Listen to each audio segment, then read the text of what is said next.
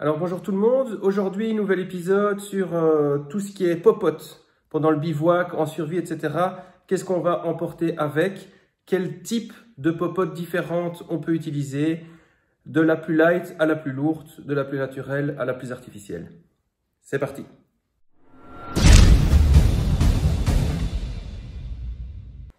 Voilà, alors bonjour à tous, aujourd'hui on est dans mon salon parce que je n'ai pas le temps d'aller au bois.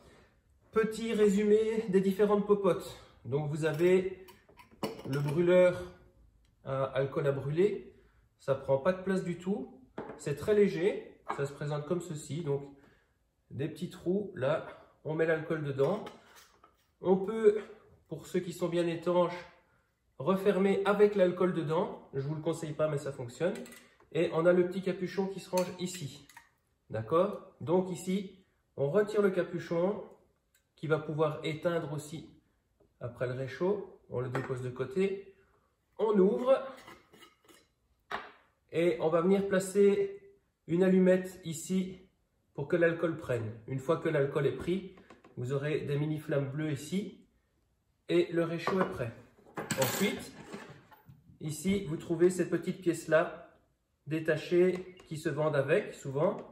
C'est en titane, c'est de la bonne qualité. Et on vient le déposer sans se brûler. Hop, dans l'autre sens, voilà.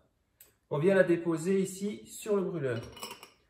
Une fois que vous avez déposé ici sur le brûleur, vous pouvez venir déposer le contenant.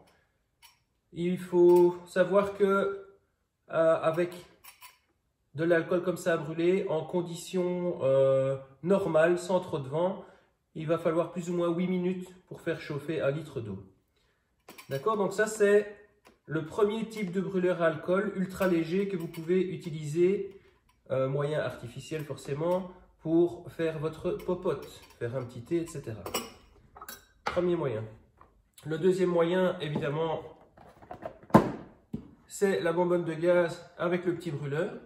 Alors ici, cela vient du Décathlon, je n'affectionne pas particulièrement une marque ou une autre. Il faut savoir que souvent, on voyage léger, donc ceux qui prennent des buses, des becs très légers, il faut les mettre dans des endroits, dans des contenants où ils ne vont pas s'abîmer, d'accord? Et pareil pour les bonbonnes ici, il y a différentes tailles de bonbonnes, ça vous regarderez en fonction, il y a des toutes petites bonbonnes que vous pouvez utiliser à la journée, un week-end. Il y a des bonbonnes un peu plus grandes comme celle-ci pour pouvoir quand même tenir pas mal de temps en randonnée, qui sont forcément plus lourdes aussi. Donc regardez un petit peu en fonction. Ici, hop, forcément le bec n'a pas besoin de ce système-ci puisqu'il en est équipé. Et pareil, on allume, on ouvre le robinet et ça chauffe. Deuxième moyen artificiel. Alors pour le moyen naturel, donc moi j'allume un feu quand je suis en bivouac. J'ai trouvé cette petite plaque en titane qui est prévue pour mettre de la viande, pour mettre du poisson, n'importe quoi. C'est une plaque qui m'a coûté, je pense, une dizaine d'euros quand même. Mais elle est ultra résistante. Donc, si je la dépose à même le feu, avec 2 bâtons verts ou 2 pierres, et que les braises sont vraiment très chaudes, et que même la plaque pourrait se déformer avec la chaleur, elle ne se déforme pas. Donc ça, c'est vraiment un chouette petit système. Elle est super légère et elle est très pratique. Voilà. Maintenant, si vous allez en bivouac avec 10 personnes, il faudra prendre une autre grille ou autre chose, mais pour 1 à 2 personnes, 1 ou 2 steaks, etc., cuire là-dessus, c'est génial. On peut déposer aussi les casseroles, on peut déposer voilà, ce que vous voulez dessus. Petite planche. Pour ceux qui auraient peur de foutre le feu ou qui ne sont pas encore aguerris au niveau du feu, j'ai trouvé ça ici, ce petit système de barbecue pliant, pas cher. J'ai trouvé ça sur une brocante, donc je ne sais pas où on trouve ça dans le commerce. Et en fait, c'est un bac pliant avec les grilles. Alors, inconvénient, il a quand même son petit poids. Hein, je pense que c'est aux alentours de 500 grammes, quelque chose comme ça. Mais c'est très fin, ça prend aucune place dans le sac. Et c'est vraiment super pour faire un feu à l'abri du vent. Et avoir déjà la grille avec. Donc petit système portable de barbecue pour ceux qui auraient encore de la place dans leur sac. Pour ce qui est du brûleur à alcool, soit vous devrez faire un paravent naturel en faisant un réflecteur avec des bois, ou en mettant, il y en a qui mettent des plaques d'aluminium, ou même du ruban d'aluminium autour de bâtons, parce que forcément s'il y a énormément de vent, ce qui va se passer c'est que le rendement va être moins bon. Donc sachez bien que si vous utilisez celui-là, bien sûr au niveau poids et au niveau place il est parfait, mais au niveau temps pour la cuisson, plus les intempéries ou ce genre de choses sont importantes aux endroits où vous bivouaquez, et plus vous mettrez du temps à faire votre popote. Ça, c'est pour les moyens pour la chauffe. Alors maintenant, on va parler de ce que j'utilise au niveau couvert, au niveau vaisselle, etc., que je prends en bivouac, que je prends lors d'une journée ou plusieurs journées. D'accord? Donc, vous avez au niveau contenant, juste pour boire, tout ce qui est kuksa, tasse en bois, etc. Il y en a de très bonnes qui sont vendues dans le commerce, parfois un peu chères, mais voilà. L'avantage du bois, c'est quoi? Celle-ci, bon, elle n'est pas très bien réalisée, c'est ma toute première. Mais l'avantage du bois, c'est que au niveau chaleur, il n'y a aucune conduction de chaleur. Donc, vous pouvez mettre même de l'eau brûlante dedans et tenir ça pendant 3 heures, vous ne serez jamais brûlé.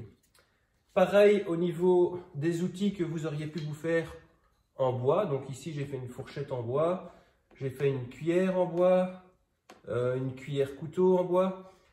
C'est beaucoup plus agréable, évidemment, ça a un côté naturel. Très pratique et très léger. Maintenant forcément si vous les faites naturellement sans les traiter, au bout d'un moment ça s'abîmera. Mais donc le bois, l'avantage c'est que ça ne conduit pas la chaleur. Alors pour ceux qui voudraient faire un peu plus light et au niveau industriel, vous avez ce genre de petit tout en un qui est vraiment pas mal, pas cher du tout. Moi celui-là je l'avais acheté sur internet et en fait ça fait fourchette et cuillère, voilà, donc ça se sépare en deux. Il y a un tire-bouchon, il y a un petit couteau et il y a également un couteau ici. Donc avec ce petit truc là ici qui vient s'emboîter, vous savez faire tout ce que vous voulez et ça ne pèse rien. Vous pouvez le mettre dans un petit étui qui était livré ici avec à la ceinture pour l'avoir tout le temps avec vous, ou dans votre popote. Donc pour moi ça c'est un bon compromis. Si vous ne voulez rien d'autre, c'est parfait. Si vous voulez avoir plus, voilà, la petite cuillère pour touiller dans votre thé ou votre café et la soupe, ce genre de choses, une petite cuillère normale en inox. Ça pèse pas beaucoup plus qu'une en titane, c'est vraiment pas cher du tout. Donc parfois moi j'ai une petite cuillère comme ça en fonction de ce que je vais manger. Et alors moi j'ai toujours un neck avec moi. Ici donc c'est le Duck de Outdoor Edge. C'est une super marque et ce petit couteau est vraiment génial. C'est un couteau 3 doigts. On a vraiment une bonne prise en main. Et voilà, moi, il ne me quitte jamais, que ce soit au niveau backup en survie ou pour faire vraiment du petit bois, ou alors au niveau sécurité en ville, ou alors pour découper mon salami, ma viande, etc. Pour ceux qui voudraient faire du glamping ou ce genre de choses, on ne pense pas souvent à ça. Chez Action, ça m'a coûté je ne sais plus combien de cents. Pour retourner la viande, ça pèse rien, c'est assez résistant et bon, il ne faut pas la taper dans le feu, mais c'est quand même pas mal pour pouvoir retourner tout ce qui est steak, pour pouvoir retourner tout ce qui est légumes dans une casserole, etc. Ça va? Donc moi ici encore une fois, je ne vous montre pas un type de choses à utiliser, on regarde un peu partout et c'est vous qui choisirez vous-même ce que vous voulez. Si vous voulez choisir du léger, du plus lourd, du confortable, du moins confortable, mais du avantageux pour le poids, etc. Donc ici, moi, voilà, moi ça arrive parfois que je prenne juste mon couteau de survie et avec ça, je me fais une fourchette en bois sur place, une spatule en bois, etc. Alors, parfois, je prends quoi? Je prends une petite poêle avec. Alors, la petite poêle, cuire de la viande, cuire des légumes, cuire du poisson, même réchauffer du pain, quand vous rajoutez parfois un peu d'huile ou de matière grasse, ou des œufs, c'est super. Ça ici, ça pèse pas grand-chose. C'est une poêle de la marque Recook que j'ai acheté chez Action. Je crois que je l'ai acheté 4 €. Et franchement, elle fait le taf. Elle est prévue pour tout type de feu, même le feu induction, les plaques vitrocéramiques, le gaz, etc. Donc bien sûr, elle noircit un peu, mais ça ne colle pas. Je l'ai déjà utilisé pas mal de fois. Je l'accroche comme ça à l'arrière de mon sac, ça pèse rien et c'est pratique. Donc pour ceux qui voudraient éventuellement cuisiner sans que la viande ou les œufs ou peu importe aient un contact direct avec le feu sur la grille, petite poêle de chez Action, 4 €. Ça coûte que dalle et c'est pratique. Alors, au niveau des contenants pour la flotte, etc., j'utilise deux types de contenants. Alors, ici, j'ai un contenant en acier, métal, pardon, que j'ai acheté sur Internet, qui est gradué jusqu'à 1 litre.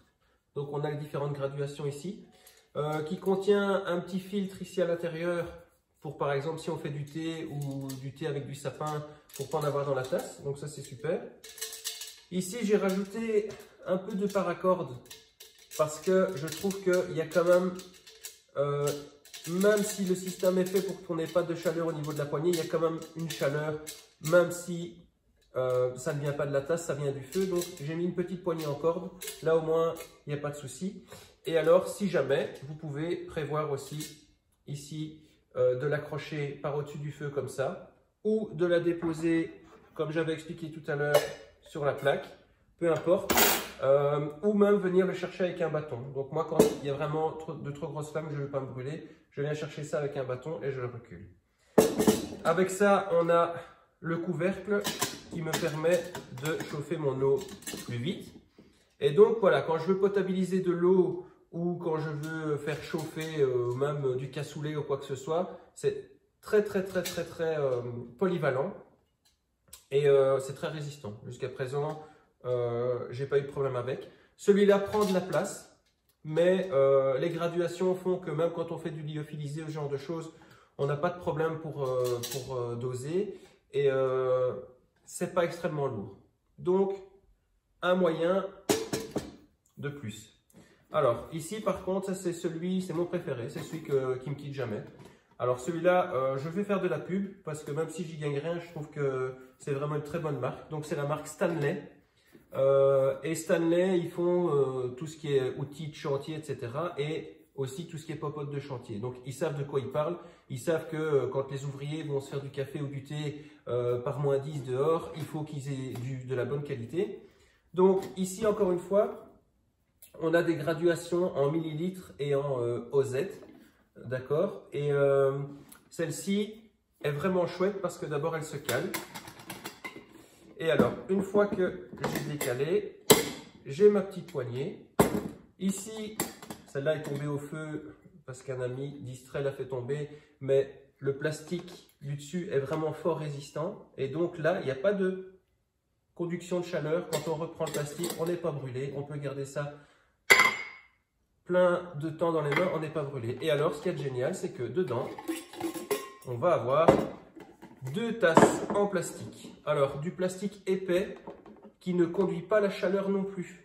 Donc, la plupart du temps, je vois des gens en survie, c'est toujours j'ai mon quart, quart en titane, en aluminium, peu importe. Effectivement, c'est quelque chose de très polyvalent et de très sympathique, mais ça conduit la chaleur aussi si on ne s'occupe pas de la poignée avec de la paracorde ou autre chose. Ce plastique épais, les verres qui sont fournis avec de la marque Stanley, on peut mettre de l'eau bouillante dedans, ça ne bouge pas. Donc, l'avantage aussi, c'est que quand on part avec madame ou même avec des potes en bivouac, on peut toujours faire plaisir à quelqu'un parce qu'on en a 2. Et donc, il rentre parfaitement dedans.